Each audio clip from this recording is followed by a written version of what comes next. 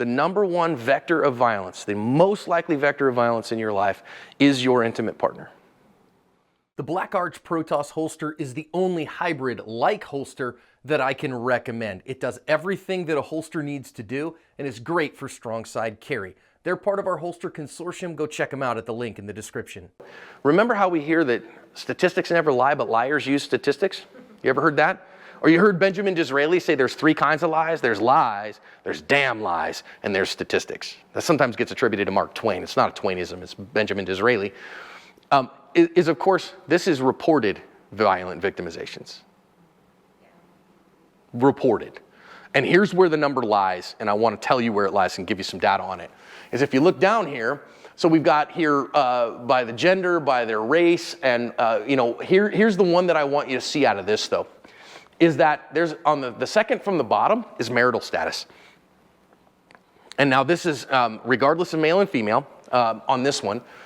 My violent victimizations, if I look over in 2017, never married people had a victimization of 31.2. So this is people 12 and up, 12 and older, never married, 31.2. Married, 11.1. Widowed, 11.5. Divorced, 29.0. Separated, 48.3. So that statistic tells me when's a dangerous time. What is the least dangerous time? Married people have rates of violent victimization a third the rate of people who are single. And that's less than people who are separated or divorced. Whoa. Can you think about why though? There's an underlying factor here that I think a lot of people don't pay attention to. Remember, what did we say was the number one correlation in violent victimizations? Income. Okay. Who has highest income of those groups? Married people. They got two people, right? And you're pooling resources. And so you've got, generally speaking, the married people have a much higher household income than unmarried people. When, as a woman especially, when is your income at biggest risk and where does it go down the most?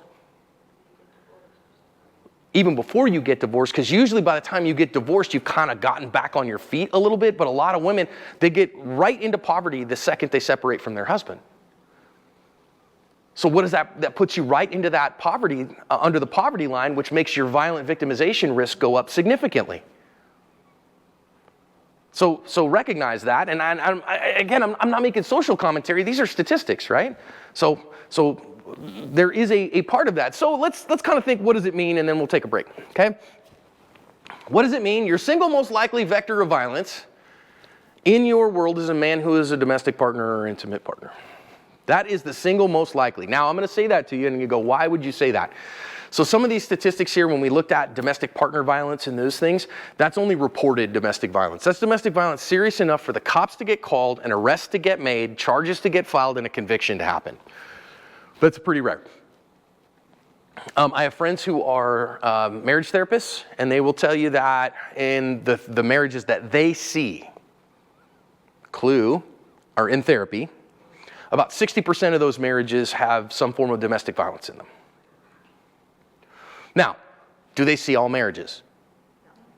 They don't, right? They see the marriages that are significant problems, but there's some statistics in there that maybe some good resources, maybe half of marriages in America or even more experience domestic violence in them, but not raising to the level of the police getting involved. Now, of course, I'm going to tell you, now we're going to talk about solutions to that, but that's the number one vector of violence.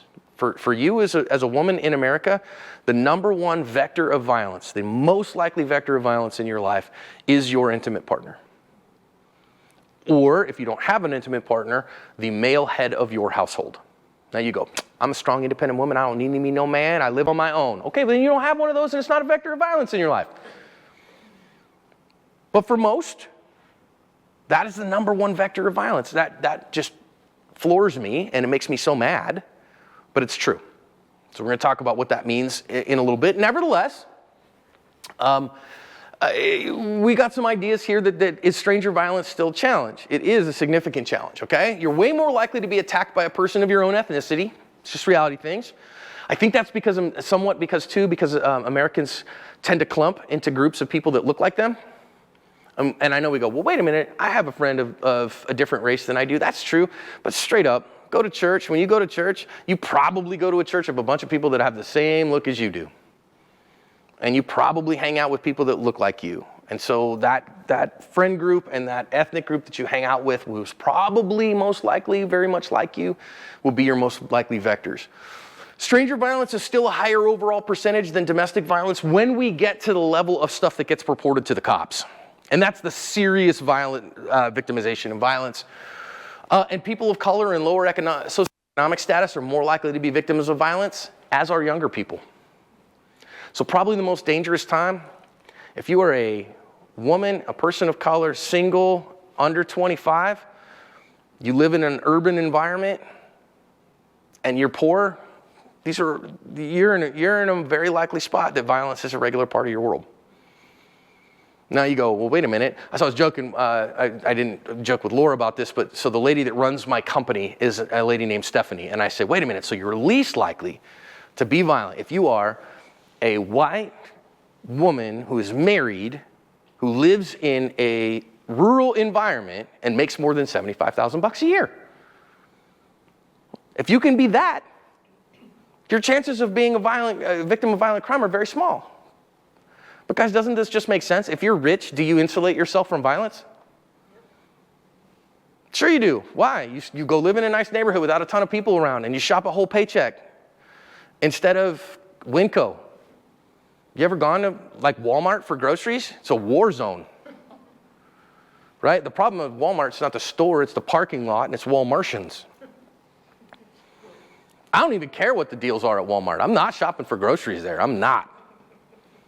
It's crazy, right? So again, people of color. Now, I want to actually take a break for just a minute, and then I'm actually going to show you a couple of real life instances of violence. And there are I need to show you what this looks like. Because I don't want you to take your understanding from Hollywood. But I want to show you this particular video first. This one's out of Brazil. I think we hear domestic violence, or we hear intimate partner violence, and we think that it's not it's not really that bad. But what the reality is what you're going to see is this car coming up here, and watch the windshield. You're going to see him reach over and smack her. And I'm going to tell you, this is not the first time he's put his hands on his wife. Okay, so this is a man and his wife. You can see him knock the door. Actually, tries to kick her out the car.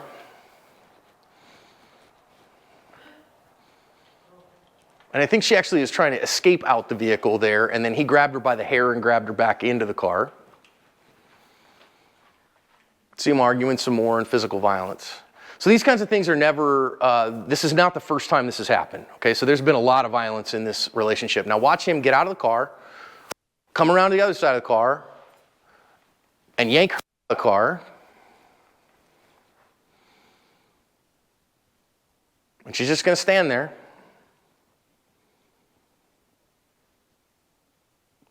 Then he's going to grab her around the neck and grab her by the hair.